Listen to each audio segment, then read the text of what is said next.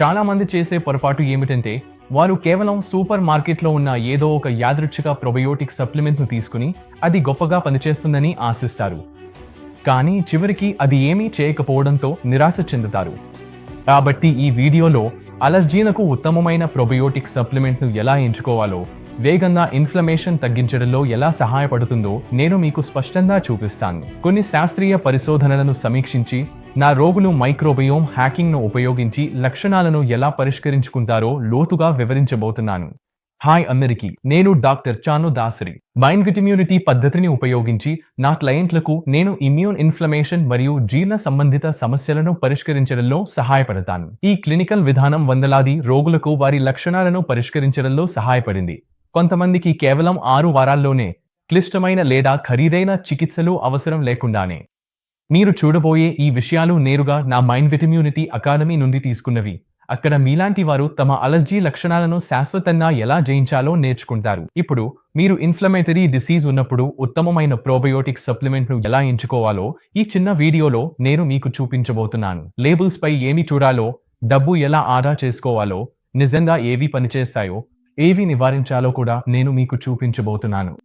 అదనంగా ఖచ్చితమైన మోతాదులు, తీసుకునే తరచుదనం, అలర్జీలను ఎదుర్కొనడంలో మీ ప్రణాళిక ఎలా ఉండాలో ఉపయోగకరమైన సూచనలను నేను మీకు ఇవ్వబోతున్నాను. ఇప్పుడు ముందుకు వెళ్లే ముందు లైక్ చేయడం, సబ్స్క్రైబ్ చేయడం, నోటిఫికేషన్ బెల్ను ఆన్ చేయడం మర్చిపోకండి. తద్వారా మీరు తాజా సమాచారం పొందగలుగుతారు. ఇవి అలర్జీలు ఉన్నవారు తమ లక్షణాలను శాశ్వతంగా తగ్గించుకోవాలనుకునే వారికి తప్పనిసరిగా చూడాల్సిన వీడియోలు, మరియు మీరు ఎక్కడా పొందలేని ఉపయోగకరమైన సమాచారం ఇందులో ఉంది. ఇప్పుడు అలర్జీలకు సంబంధించిన ప్రోబయోటిక్ సప్లిమెంట్ల విషయానికి వస్తే, చాలా మంది చేసే పొరపాటు ఏమిటంటే వారు కేవలం గ్రాసరీ షెల్ఫ్ మీద ఉన్న ఏదో ఒక ప్రోబయోటిక్ను ఎంచుకుని అది గొప్పగా పనిచేస్తుందని ఆశిస్తారు. కానీ చివరికి అది ఏమీ చేయకపోవడంతో నిరాశ చెందుతారు. మీరు కూడా ప్రోబయోటిక్స్ నిజంగా అలర్జీలకు ఉపయోగపడతాయా అని ఆలోచించవచ్చు. ఇప్పుడు కొన్ని సంవత్సరాల క్రితం వచ్చిన ఒక పరిశోధన వ్యాసాన్ని నేను చూపించాలనుకుంటున్నాను. ఇందులో మారిపోయిన ఆంతర్యజీవి ఫ్లోరా అలర్జీల్లో కనిపించే రోగనిరోధక వ్యవస్థ లోపంతో బాగా సంబంధం ఉందని చూపించారు. ఇది చూసి మీరు ఆశ్చర్యపడాల్సిన అవసరం లేదు, ఎందుకంటే మీ రోగనిరోధక వ్యవస్థలో 70 నుంచి 80% భాగం మీ ఆంతర్యాలలోనే ఉంటుంది. కాబట్టి మీకు అలర్జీను వంటి రోగనిరోధక సంబంధిత వ్యాధి ఉంటే మీ పేగులో కూడా ఏదో సమస్య ఉందని నిశ్చయంగా చెప్పొచ్చు. అందువల్ల మనం లోతుగా చర్చకు వెళ్లే ముందు, మీరు నిజంగా అలర్జీలకు సరైన ప్రోబయోటిక్స్ను కనుగొని త్వరగా ఫలితాలు పొందాలని కోరుకుంటే నా సప్లిమెంట్స్ గైడ్ను తప్పకుండా డౌన్లోడ్ చేసుకోండి.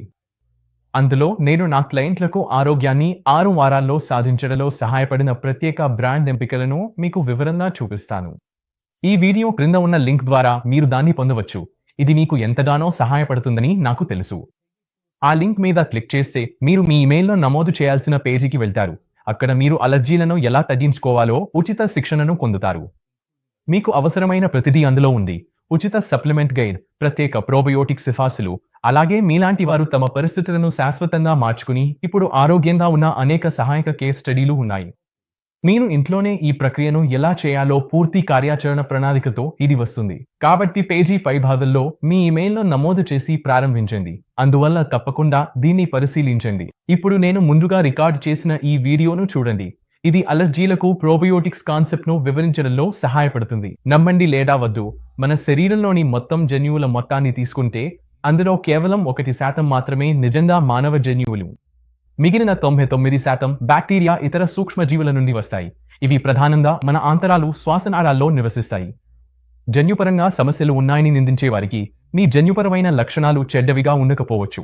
మీ జన్యుపరమైన లక్షణాలు బాగానే ఉండొచ్చు. మీకు కేవలం బ్యాక్టీరియా అసమతుల్యత ఉండొచ్చు.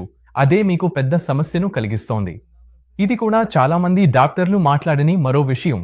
ఇక్కడ మంచి మరియు చెడు బ్యాక్టీరియా నిష్పత్తి ఎప్పటికప్పుడు మారుతూ ఉంటుంది. కాబట్టి నేను మీకు కొన్ని ఉదాహరణలు ఇస్తాను. మేము దీన్ని డిప్రెషన్లో చూసాము, ఊబకాయంలో చూసాము, ఐబిఎస్లో చూసాము, ఇన్ఫ్లమేటరీ బౌల్ డిసీజ్ మరియు ఇతర ఆటోఇమ్యూన్ పరిస్థితులు అయిన lupus, rheumatoid, MS, psoriasis, eczema మరియు దీర్ఘకాలిక అలర్జీలలో కూడా చూసాము. ఈ ప్రతి పరిస్థితిలోనూ చెడు బ్యాక్టీరియా ముఖ్యమైన పాత్ర పోషిస్తుంది. కాబట్టి మీరు వాటిని తొలగించి మంచి బ్యాక్టీరియాతో భర్తీ చేయాలి. చైనాలోని ఒక ప్రసిద్ధ అధ్యయనం ప్రకారం డిప్రెషన్ ఉన్న వ్యక్తి నుండి స్టూల్ నమూనాను తీసుకుని ఒక ఎలుకకు ఇస్తే ఆ ఎలుక మొదట చాలా సామాజికంగా, సంతోషంగా సర్దుబాటు చేసుకున్నట్టుగా ఉండేది, కానీ తర్వాత మూసుకుపోయి ఆందోళనతో డిప్రెషన్తో మారిపోతుంది. ఇక్కడ మరో అధ్యయనం ఉంది. ఇది ఒక తల్లి మరియు ఆమె కుమార్తెను పరిశీలించింది. ఆ తల్లి ఒక మారథాన్ రన్నర్, సన్నగా, ఆరోగ్యంగా, ఫిట్గా ఉండేది. ఆమెకు స్టూల్ ట్రాన్స్ప్లాంట్ అవసరమైంది. ఆమె కుమార్తె నమూనాను దానం చేసింది. ఆమె కుమార్తెకు 30-40 పౌండ్లు అధిక బరువు ఉండేది. అంతగా ఆరోగ్యంగా ఉండేది కాదు. తర్వాతి 3 నెలల్లో మారథాన్ రన్నర్ అయిన తల్లి తన అధిక బరువు కుమార్తె నుండి బ్యాక్టీరియా అందుకున్న తర్వాత 40 పౌండ్లు పెరిగింది. ఇది నిజంగా శక్తివంతమైన విషయం. అదే సమయంలో హార్వర్డ్లో ఇప్పుడు వారు బరువు తగ్గేందుకు ఇంకా డిప్రెషన్కు కూడా స్టూల్ ట్రాన్స్ప్లాంట్లను ఉపయోగిస్తున్నారు. అదేవిధంగా కాలిఫోర్నియా విశ్వవిద్యాలయం నుండి వచ్చిన అనేక అధ్యయనాలు చూపిస్తున్నాయి, ఒక ఇన్ఫ్లమేటరీ డిసీజ్ రోగి నుండి స్టూల్ నమూనా తీసుకుని ఫీకల్ మైక్రోబయోటా ట్రాన్స్ప్లాంట్ ద్వారా అదే వ్యాధిని ప్రేరేపించవచ్చు. ఇది ఎక్కువగా ఇన్ఫ్లమేటరీ పరిస్థితులకు వర్తిస్తుంది. ఉదాహరణకు lupus, IBS, Crohn's, colitis, rheumatoid, multiple sclerosis, eczema, psoriasis, fatty liver, ఇంతే కాదు అలర్జీలకు కూడా. అందువల్ల మనం ఇప్పుడు ప్రొబయోటిక్ కాన్సెప్ట్ల గురించి లేదా మైక్రోబియోమ్ హ్యాకింగ్ అని కూడా పిలిచే అంశానికి వచ్చాము. మనము లోతుగా వెళ్లే ముందు ప్రొబయోటిక్స్ గురించి ఉన్న కొన్ని తప్పుదారణాలను తొలగించాలనుకుంటున్నాను. చాలామంది కాలనీ ఫార్మింగ్ యూనిట్లు స్ట్రెయిన్ల సంఖ్య, స్ట్రెయిన్ల రకాలు గురించి అనవసరంగా ఎక్కువ సమయం మాట్లాడుతుంటారు. కొంతమంది ఫ్రిడ్జ్లో ఉంచే వర్షన్లు కొనడం మంచిదా లేక మట్టి ఆధారిత స్పోర్ రూపాలు మంచివా అనే విషయాన్ని కూడా చర్చిస్తారు. ఇప్పుడు కొన్ని కంపెనీలు మీ స్టూల్ నమూనాను తీసుకుని దాన్ని విశ్లేషించి మీకు ప్రత్యేకంగా రూపొందించిన మిశ్రమాలను పంపించే స్థాయికి వచ్చాయి. ఒక వైద్యుడిగా ఈ విషయంపై నేను 300 కంటే ఎక్కువ శాస్త్రీయ వ్యాసాలను అధ్యయనం చేశాను మరియు నా పరిశోధనలను ఈ విధంగా సంక్షిప్తంగా చెప్పొచ్చు. ఒక మంచి ప్రొబయోటిక్లో 3 ప్రధాన బ్యాక్టీరియా ఉంటాయి: లాక్టోబాసిల్లస్, సాక్రోమైసిస్ మరియు బిఫిడోబాక్టీరియం. వీటిలో లాక్టోబాసిల్లస్ మరియు బిఫిడోబాక్టీరియం అత్యంత ముఖ్యమైనవిగా, శాస్త్రీయ ఆధారాలు ఎక్కువగా ఉన్నవిగా గుర్తించబడ్డాయి. తదుపరి, మీ శరీరంలో మంచి సూక్ష్మజీవులను కనీసం రోజుకు 2 సార్లు, అయితే సాధ్యమైనంతవరకు 4 సార్లు ప్రవేశపెట్టడం చాలా ముఖ్యం. కాబట్టి రోజుకు ఒక్కసారి తీసుకోవడం సరిపోదు. అలాగే మీరు మంచి సూక్ష్మజీవులను మీ శరీరంలోకి ప్రవేశపెడుతున్నప్పుడు పాత సూక్ష్మజీవులను తొలగించాల్సిన అవసరం ఉంది. ఇది చేయడానికి సరైన మార్గం రోజుకు 2 నుంచి 4 సార్లు మల విసర్జన జరగడం. ఈ మార్పిడి, టర్నోవర్ చాలా ముఖ్యం. చాలా మంది ప్రొబయోటిక్ తీసుకుంటే సరిపోతుందని అనుకుంటారు. కానీ మీరు నిరంతరం వ్యర్థాలను బయటకు పంపకపోతే, అలాగే ప్రొబయోటిక్ను కేవలం రోజుకు ఒక్కసారి మాత్రమే తీసుకుంటే అది సరిపోదు. నా అభిప్రాయంలో వారు ఈ లాభదాయకమైన సూక్ష్మజీవుల పూర్తి ప్రయోజనాన్ని కోల్పోతుండవచ్చు. కాబట్టి స్ట్రెయిన్లు లేదా కాలనీ ఫార్మింగ్ యూనిట్ల సంఖ్యపై ఎక్కువగా పట్టించుకోకండి. అలాగే సాధారణంగా ఉపయోగపడని ఖరీదైన ప్రొబయోటిక్ సప్లిమెంట్లపై డబ్బు వృధా చేయకండి. ప్రొబయోటిక్ తీసుకునే తరచుదనం మరింత ముఖ్యం.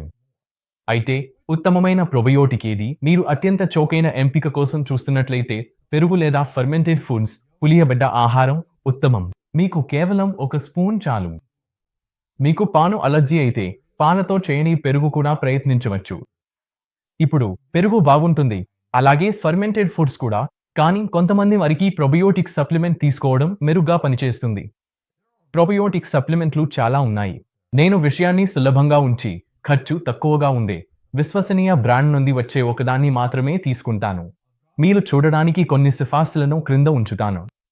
ఒక విషయం గుర్తుంచుకోండి, ఎక్కువగా ముఖ్యమైనది స్ట్రెయిన్ల సంఖ్య కాదు, కానీ వాటిని ఎంత తరచుగా తీసుకుంటారన్నదే ముఖ్యమైనది.